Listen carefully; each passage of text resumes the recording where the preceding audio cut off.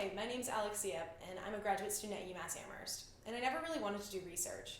In fact, I have made a conscious effort to avoid it multiple times. In fact, when I came to UMass, I was originally enrolled in the College of Natural Sciences, but I really had no idea how I would work in a research lab, and I didn't know any other type of research really existed. So the summer before I came to UMass, I was looking at different departments and majors that might be interesting to me, and I came across the economics department, which is an incredibly unique and progressive department. So I promptly switched into the College of Social and Behavioral Sciences, and that was that. I was able to pursue my economics degree while also fulfilling my passion for environmental sustainability and environmental justice. And although these two themes might seem like they don't have a real relationship, they're actually incredibly entwined. And the way that we think about this at UMass Amherst, as well as many other institutions around the world, is through the idea of sustainability. And we use a three-pillar model, as well as the three E's. There's many different names, which are the environment, the economy, and equity.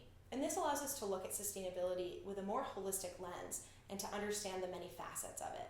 When we're trying to approach a problem or think of solutions, we want to use a more holistic lens by using these three E's.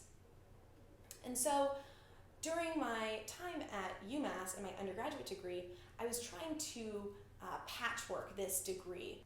So I was on track to finish my degree a semester early when I found this program called Sustainability Science that was a much more formal version of what I had tried to form in my undergraduate degree. And a big perk of it was that it was a professional degree as opposed to a research degree, so I could avoid research yet again.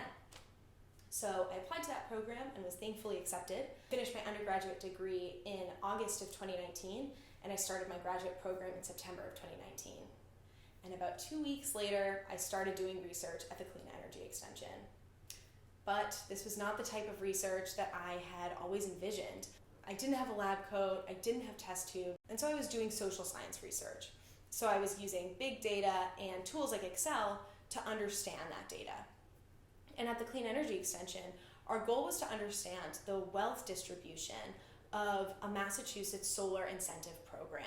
And I did that working on a team with the director, Dr. Dwayne Breger, as well as another professor at UMass, Dr. Christine Crago. And we were able to do all of this through a seed grant from the Institute of Social Science Research. But before I get into my research and the nitty-gritty of it, I really want to talk about Massachusetts and give a little context. So Massachusetts is one of the leaders in solar energy, and that's not because we have more sun than Arizona, but it's because we have really solid, robust programs that help support the implementation of solar. And we can understand the benefits of solar using the three E's. So in terms of the environment, solar energy is a renewable energy, which means that we're not using fossil fuels. And fossil fuels are really the main driver of the current climate crisis that we face today. In terms of the economy, solar energy has really brought a lot of jobs to the state, whether it's in maintenance, installation, consulting firms, and it's also made the state a little bit more self-reliant, which means that we are no longer depending as much on our fossil fuel imports from other states and other countries because we have more solar energy. And then we want to use the third lens of equity. Unfortunately, we haven't found a lot of research surrounding that component, which is where our research fits in. So, at the Clean Energy Extension, we've been using data that's publicly provided by the Massachusetts Department of Energy Resources, as well as a cash flow model, which is really just an Excel sheet to try to understand this distribution of wealth.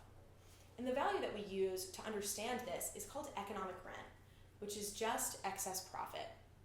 And the ways that you might receive economic rent as a participant is through maybe tax credits or discounts on electricity bills, or maybe you are letting somebody else put solar panels on your roof, and so you're getting lease payments, but you don't own those panels. So what Dwayne and I have been doing is trying to organize this data to understand what these projects are and who is receiving this economic rent. And so our initial results indicate that about $4 billion will be given out over the next 30 years in economic rent to participants. And then about 40% is going to be going to solar financing firms that are around the country. And under 3% is going to go to low-income residents of Massachusetts. So this is not exactly congruent with the goals of SREC 2. But we're not done yet. We still need to work with our consulting firm, Sustainable Energy Advantage, and we also need to work with our research partner, Christine Crago. So hopefully with our more finalized results, we'll be able to better influence policy to encourage rapid growth in renewable energy, but also using thoughtful and mindful practices of equitable distribution of wealth.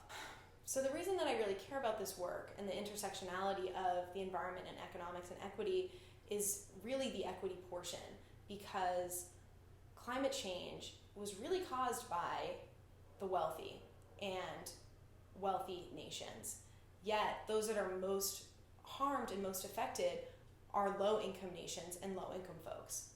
So I think it's really important to be having this discussion about equity and environmental justice in order to truly approach the issues that we face with the environment. And so I want to end this talk with 3 takeaways. Firstly, research is not meant to be boxed in. There are so many forms and there's so many ways to get involved in it. Secondly, university or academia in general is a really great way to test out if you're interested in research. And lastly, I want to make a call to anybody who might be interested in joining the effort to move into a more sustainable future, because there are so many different ways to get involved. Thank you so much.